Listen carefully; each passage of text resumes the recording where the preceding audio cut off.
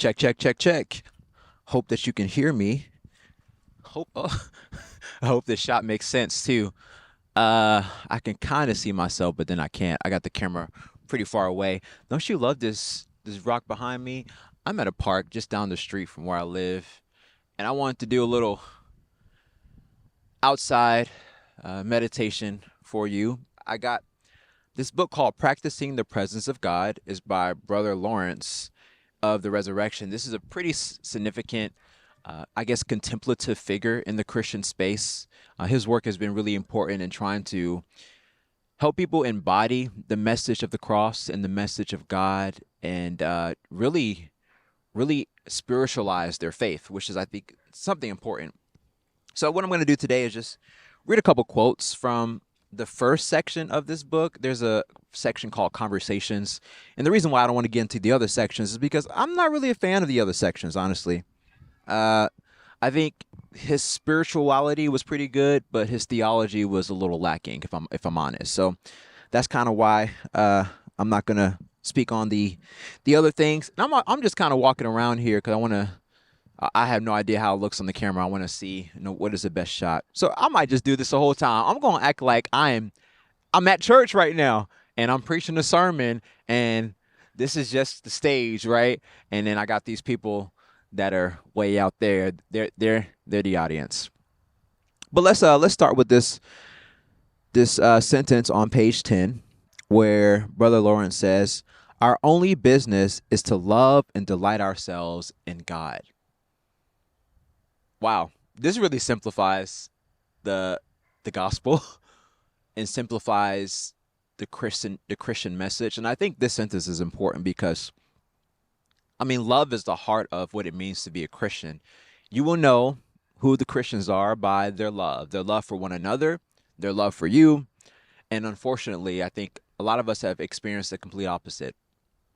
But I think when we're going back to what makes us us, I think thoughts like these are important. Our only business is to love and delight ourselves in God. I had a conversation with a friend the other day about apologetics, this whole idea of defending the faith. And I often say, I don't want to go around defending my faith. I want to enjoy my faith. I want to delight myself in God and love people and let that be enough. And I'm truly convinced that the older I get, the more I walk in this way, the more lasting something like love and delighting myself in God is more impactful than a new argument or a new way to articulate who God is, right? Because that's always going to change. I'm always going to, if I have to be convinced of God by intellect and only intellect, I think there's always going to be something else that pokes at that. And the same is true in other places, but I am biased. I'm clearly biased because I'm truly just convinced of this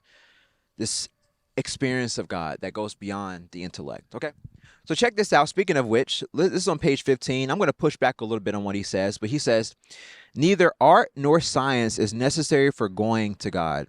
All it takes is a heart that is determined to focus on nothing but God, to work for God's sake and love only Him." I like this, but I think, I can see the pushback on science. That's a common thing I've heard, but pushing back on art, come on, brother. Beauty. I think beauty is where you can see God the most. At least that's coming from my perspective. I see God in beauty. I see God in nature because nature is beautiful. I see God in my wife because my wife is beautiful. I see God in babies because babies are beautiful. I mean, come on. Art is part of that. So I don't know.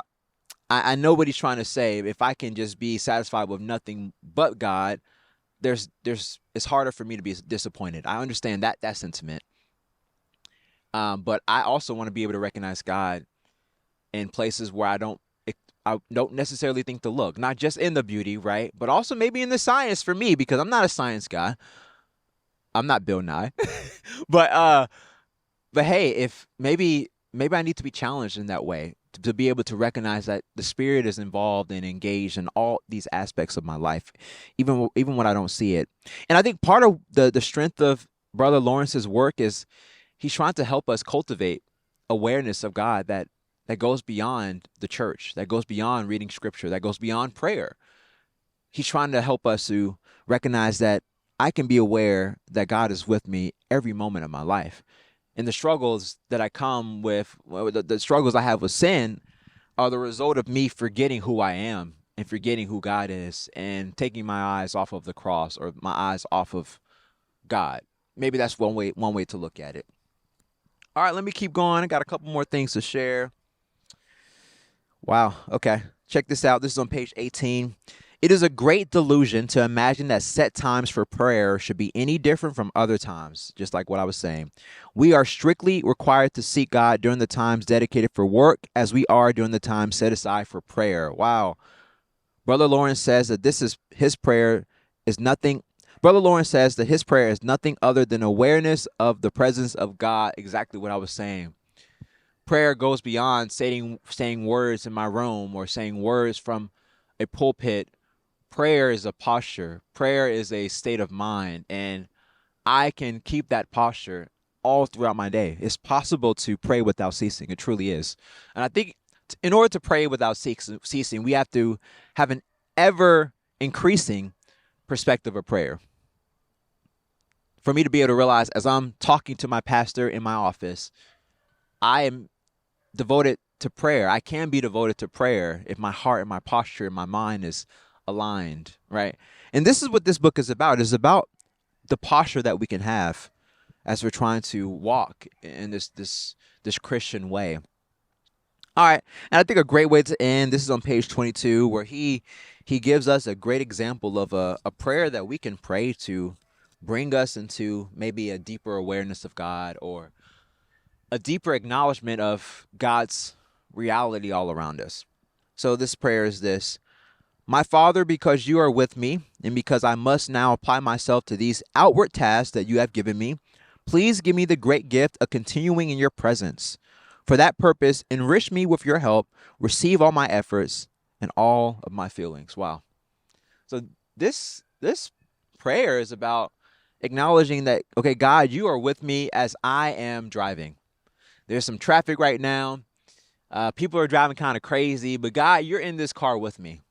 So I want to give you my emotions. I want to give you my thoughts. I want to give you my behavior as I'm in this vehicle.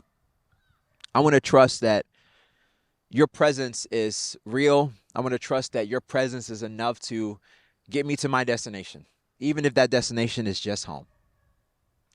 This is the posture that Brother Lawrence is trying to get us to take in our lives, to be able to take the most mundane task, the most simple thing, and recognize the supernatural in it, to recognize the extraordinary in it, to recognize the Spirit of God within it. So once again, this book that I got is called Practicing the Presence of God, and it's by Brother Lawrence. I'm going to come closer so you can see that. I hope that I don't trip over this wire or unplug it on accident. So this is Brother Lawrence, Practicing the Presence of God. It's a really short book, but what's nice about the book is that, look at this, you can just put it in your pocket. Look at that.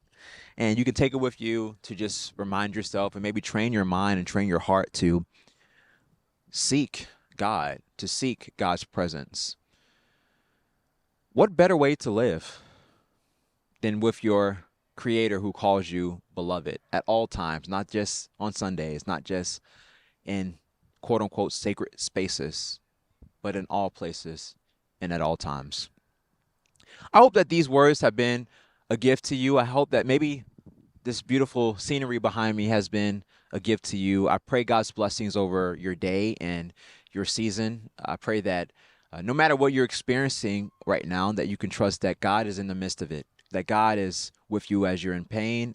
He's also with you as you are in joy and pleasure, that God is with you as you hurt, but also as you heal. My prayer is that you may remember all of these things as you proceed throughout the rest of your evening, your day, and your week.